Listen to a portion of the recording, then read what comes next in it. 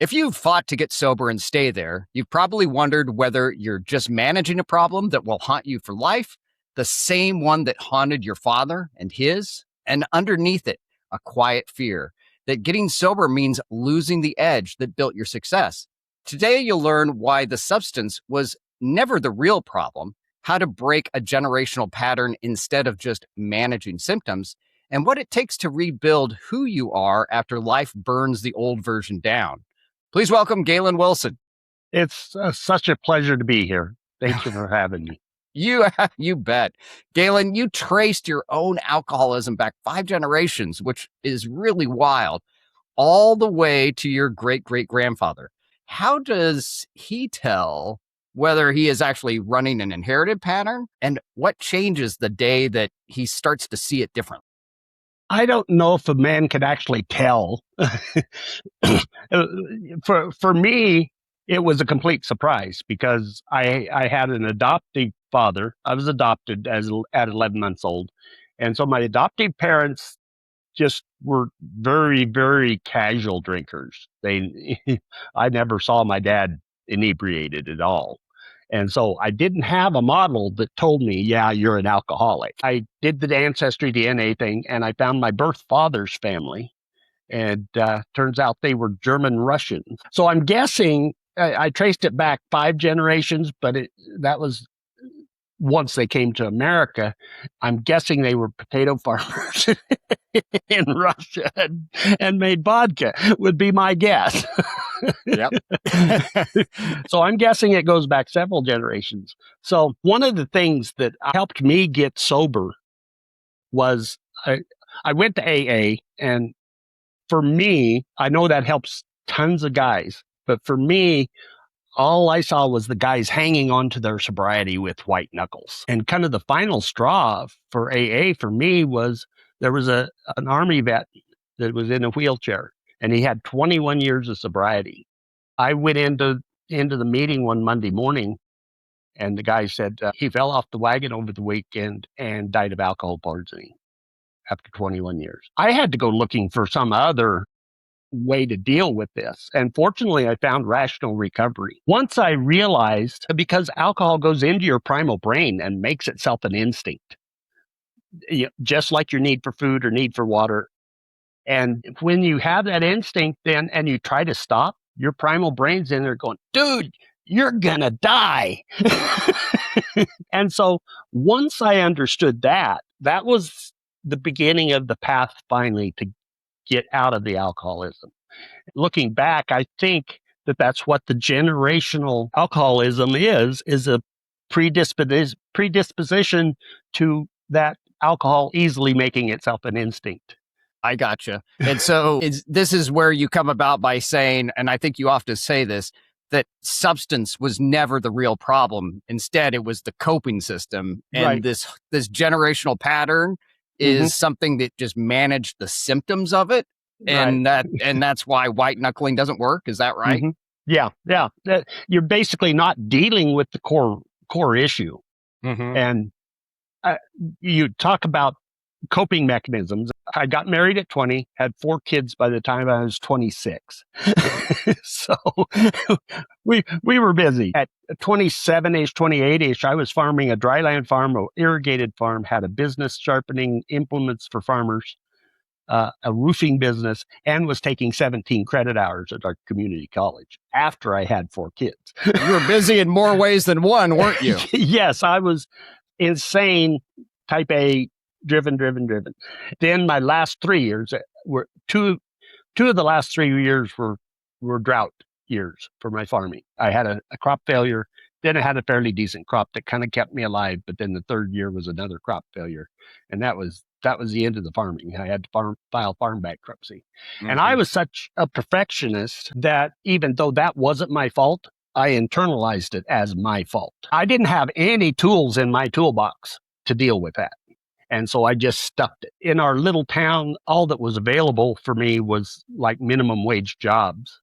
And when you have 4 kids, a minimum wage job just doesn't cut it. I eventually went to the city to make my fortune, went to Denver.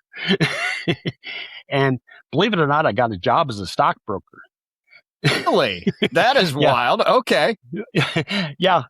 Well, people don't give farmers enough credit. They've got to be businessmen. And plus, I had taken business courses in college, so I took their test and scored in the 90 percentile compared to their established brokers. So they hired me on the spot. Of course, it was the penny stock industry, which was kind of iffy then. Yes. And so I did really well at that. The New Yorkers loved my laid back Southeast Colorado accent, which Mm-hmm. I never thought I had an accent until I moved to Denver, and that people were saying, "Where's that accent from?" Southeast Colorado. But we are 70 miles from Oklahoma, and you drive that 70 miles, and boom, you're into Oklahoma accent. Yeah. Yeah, exactly. And so I was doing really well at it, and I walk into work one Monday morning in January, and I had been selling this little dental HMO to all of my customers. It was my main because the financials looked great. It just looked like it was going to go places. Turns out they were lying on their receivables by several $1,000,000 and ended up filing Chapter 7. That and so instantly all that stock was worthless, including $3,000 of my mother's money. Man. Yeah. And so guess what I did? I crawled inside that vodka bottle for at least 10 years. And by the time the 10 years was up, I was getting to the point where I would go several months and have a binge and go several months and have a binge. In January of 2001, I got a job as a traveling computer consultant. And so again, making crazy money for what I'd made in my life. And then the planes fly into the buildings in September and that whole industry goes down in ashes. So here I am, rebuild. Basically, every time life destroyed one version of you, you had to build the next one. Mhm. And you were a high achiever. So you lost one thing that was built around you, that company, the new title, the body of work that you had built up. And then boom, it's gone, or poof, rather, it's gone. And, Yeah. you talked about a little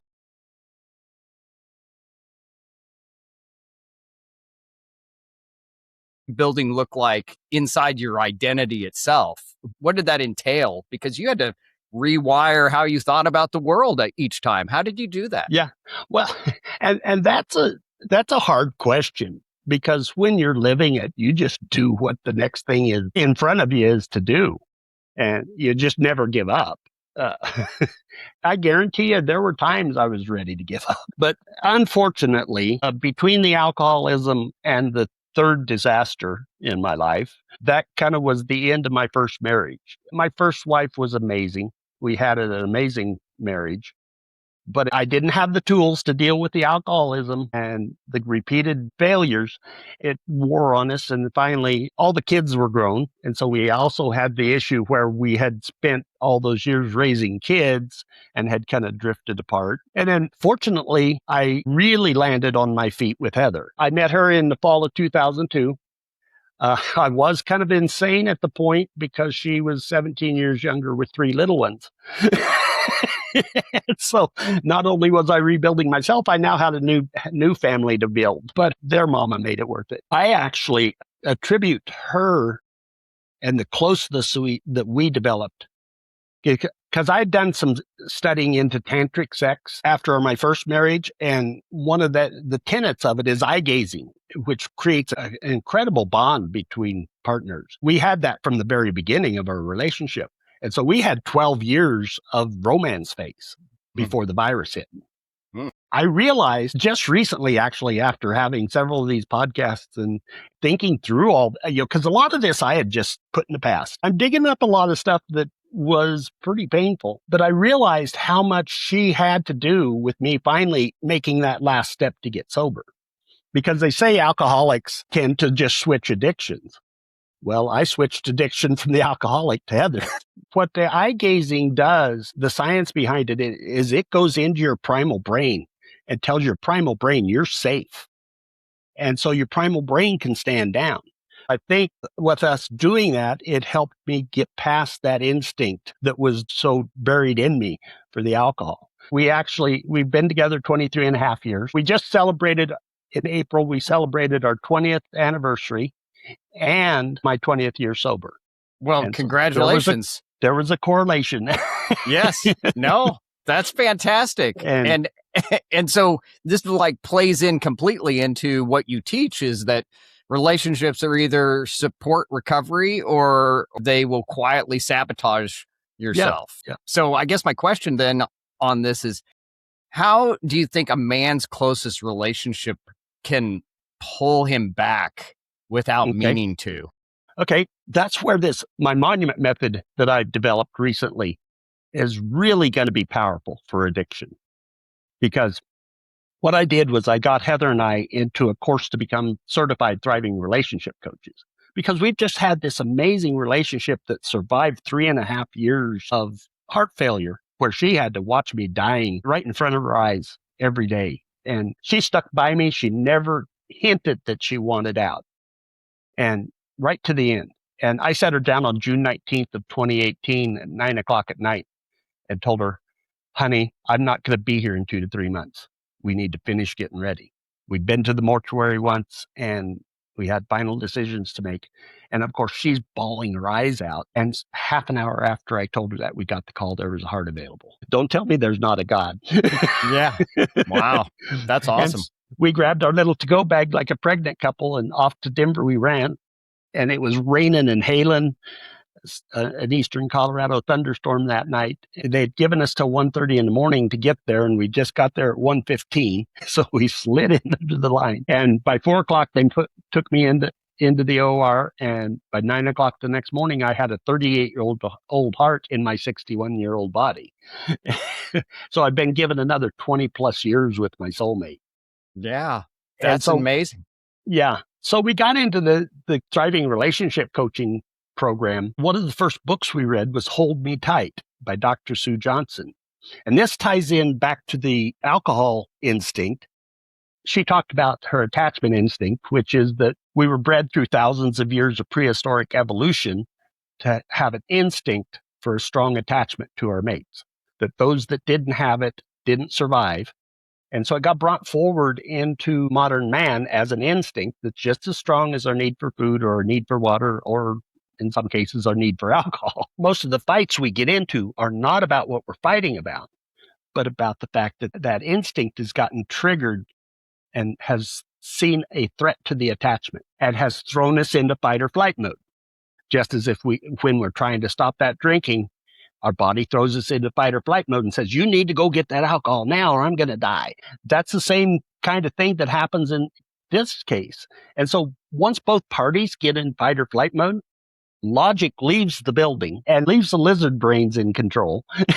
And the lizard brains say things that aren't meant and say things that are hard to take back. If a couple stays in that fight or flight for long periods and doesn't learn how to repair, then eventually I always say there's no desire without emotional safety. So as you stay in the fight or flight mode and keep damaging each other's emotional safety, pretty soon your desire just goes away. And so you end up with marriages that have dead bedrooms. I got together with Heather and I said, how do we stop triggering each other's attachment instinct? The first thing I thought about was the tone we talk to each other. Because sometimes you talk to your loved one worse than you'd talk to any other person. You get away with it because they love you, but you're triggering that attachment instinct. We gave each other permission, and permission is so important here. We believe we're building this big, beautiful marble monument to our relationship.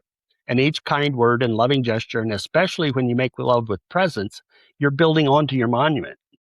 But each cruel word or cold shoulder or fight you get into is like taking a hammer and chisel to your monument. We decided we wanted to fiercely protect our monument, make the monument more important than our own egos, more important than winning a marital fight, which nobody wins one anyway.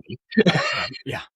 We gave each other permission to call each other out when we were using tone that wasn't necessary. Like, honey, did you really need to say that way? That helped some, but we were still getting into the fights and still getting in fight or flight mode. Even in the amazing relationship we had, it was still fought. Mm-hmm. I got to thinking, okay, there's got to be a way, because in Dr. Sue's book, she's got this long, elaborate way of keeping yourself out of fight or flight mode. I said, there's got to be a quicker way, something that that can instantly stop this. I said, let's give each other a sacred word. Ours is monument. When what we call monument, we've agreed to completely stop the fight right there. But you don't separate and calm down and then come back together, because you're still in fight or flight mode, and boom, you're right back at it again. What we learned to stop the fight or flight mode was when one of us calls monument, whenever they see the other one heading towards the monument with the hammer and chisel, one of us calls monument, but instead of separating, we turn towards each other, come together, embrace our arms, and gaze into each other's eyes and patch that little spot on the monument. And again, the science is that when you gaze into your lover's eyes, it goes into that primal brain and says, your attachment is safe. You can stand. And so the nervous system does. Once you practice it, it takes practice, because we seem to be wired to fight. But the nervous system stands down and logic returns to the building, and you can logically discuss what you were getting ready to have a big fight about. So to back this back up then to the alcoholism, having that kind of relationship with your mate can absolutely be healing in the alcoholism. It's interesting because I had already written the Monument Method book when last fall I was working on one of my cars, and these new cars are awful. I'm a decent mechanic, being a farmer for 10 years. You got to fix all your own stuff. But these new cars are a challenge. And so I had worked 2 months to try to get this car running. Finally got it running and drove it around the block, and I was so happy, and I pulled it up in the driveway, and Heather wanted to go visit some friends. We've got a man that got his heart 17 days after I got mine, and our wives trauma bonded. Gotcha. And they're closer in recovery, right? Yeah, they are closer than sisters now. So anyway, we get in, we push the button, nothing. Okay, so I had just worked on this 2 months, so smoke starts coming out my ears. And so I get my multimeter and I go check the battery, and it's really low. I pull our other car up across the lawn and get it close enough to jumpstart it, and I pop the trunk, and I go around to look in the trunk to get the jumper cables that I knew were there. Well, they weren't there. Well, technically they were there, just under a blanket that I was too dysregulated by that time to think to move the blanket. You've been there, haven't you? Yeah. Oh, yeah. And so at that point, now I've got smoke coming out my ears and my nose. And I remember an old set that was hanging in the garage that I'd bought like 40 years ago. That's how you can tell you're old, when you can talk about something you bought 40 years ago. Absolutely. Or the fact that your shoes are 35 years old, right? Yeah, exactly. And so I go grab them, and I'm carrying them out there, and evidently I had left them out in the weather at one point or another, and they're all rusty and nasty, and I'm going, oh no, these aren't going to conduct any electricity. And so I clip them on the other car, and I click the other end together to see if there's a spark, and nothing. And so I am gone at this point. I grab them off, I hold them up, and throw them on the ground and scream. Well, Heather's in the car with the hood up, so she doesn't see this, and the windows are up, so she doesn't hear it. So she has no clue her husband's spiraling out of control right in front of her. I knew that there was another pair of jumper cables somewhere in my garage, and you would have to see my garage to understand that challenge. But I went back in, and in about 5 minutes, I found the other set. I came out, and I got them all hooked up. So I'm gone at this point. I'm nearly a puddle on the cement. So I go around, and I open the driver's door, and I crawl in on my hands and knees towards her. And I get like 8 inches from her face and said, I need a monument. And the second our eyes met, that anger just went, whoosh, gone. I mean, it didn't go down. It was gone. As I got to thinking more about why that happened, first of all, I gave her permission. I said, if you ever see me spiraling or upset or anything, you can come monument me and get me to settle down, which it works amazing. I got to thinking about it. I realized that we had been doing the monument method, even though we didn't have that name for it, for a couple of years at this point. And so we had trained our bodies and our nervous system that eye gazing meant nervous system stand down. So we had trained ourselves that when that eye gazing happened, anger leaves. I got to thinking about this further, and I actually have written the monument method to the sanctuary bond, because that's what we're calling this one, is the sanctuary bond. Because the monument method protects the monument from each other, The sanctuary bond protects it from the outside world, all the craziness. I'm going to get a little traditional here. Say the woman's in the kitchen cooking supper, and the man is coming home from work, and the world had just been mean to him that day. And he comes in the door, and he's all grumbly and upset. And two things have happened in the past with that situation. Either she runs and hides until he can calm down, or she engages with him and he's already in fight or flight mode. So she gets in fight or flight mode really quickly and boom, they're at it. With the sanctuary bond, she can see that he's upset and approaching with his permission. You got to have permission beforehand because monumenting somebody that you don't have their permission is just creepy. So she can go to him and monument him and get him to settle down, regulate his nervous system. And that does two things. It makes the bond more strong, and it's going to add years to his life if she does it regularly, because it's killing those stress hormones that are killing us. So we back this up to the alcoholism. Now she can, if he's having a tough time with the cravings or whatever, if he has built this with her, he can go say, I need a monument, and make that nervous system stand down. Yeah, I think that would be very powerful. And what you just touched on as well, I think, is a big part of restoring and the restoration of relationships. And the S.O.B.E.R method, the final step, R, is restore, and restoring yourself, your relationship, forgiving who needs forgiving, and making sure that the damage stops with you and that it ends, and break that pattern. And your whole life has kind of lived out that way, where you've rebuilt your identity again and again. You've rebuilt relationships that have faltered. So here's my question wrapped in all of this. Okay. Why is restore, rebuilding who you are and repairing the people around you, the part that actually decides whether 20 years holds or not? And how does breaking that generational chain become deeply restorative in the end? Well, yeah, after that story, you can see that to me, it's just absolutely vital that if you've got somebody in your life that you can do this with, it's going to be so much easier to get sober, and so much easier to deal with the root issue of your sobriety, that instinct that's driving you to go get that drink. I think it's absolutely crucial to have somebody in your life. And that's the problem. My ex used to be an enabler. If I ran out of alcohol, she would run get me some. Heather, on the other hand, the few times I was drunk with her, she would get my bottle of vodka from beside the bed and go dump half of it out and fill it back up with water and put it back. Yeah. I think she probably saved my life, because, when you drink, and I was up to 1.75 liters bottles every 2 to 3 days of vodka. So I was drinking one a day. Wow. Wow. That's where I was. Yeah. But my drink was Jack Daniels, but okay. I was still right there with you. Okay. A 1.75 a day. And so the danger is when you drink like that, and then you get sober, and then you go back, you fall off the wagon. You go back to drinking like you did back when your body was used to it. Yep. And that's what happened to my Army vet. Was, he had 20 years of sobriety and went back to drinking like he did 21 years ago. Can't do that. His body didn't handle it. So I think Heather maybe even saved my life. Probably in more ways than one. Yeah, yeah. Absolutely.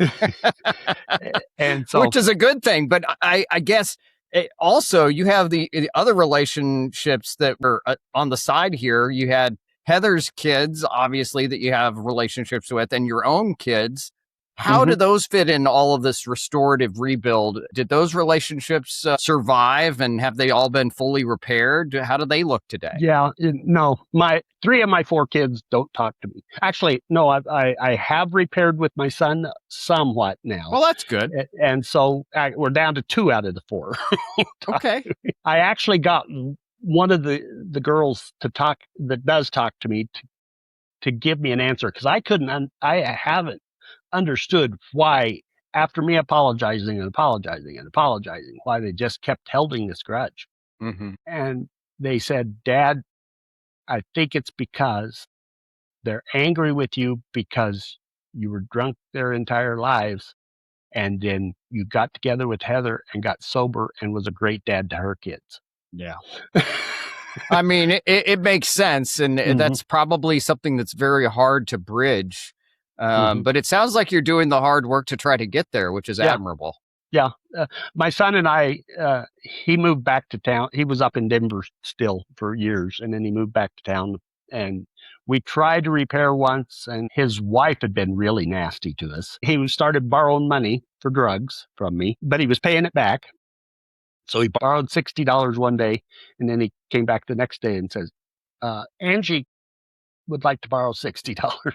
I said, well, when I get an apology from Angie, he blew up. Yeah. And so that lasted another 2 years. It was weird because he started working at our local Walmart, so I got to seeing him a lot. And we just kind of went our separate ways, you know. And I was walking out of the Tire Lube Express one day.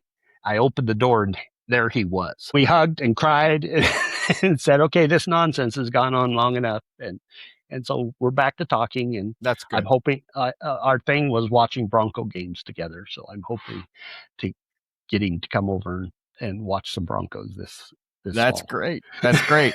Well, everyone listening, before we go here is the sober move this week I want you to follow. It's a restore step inspired by Gaylen's story today.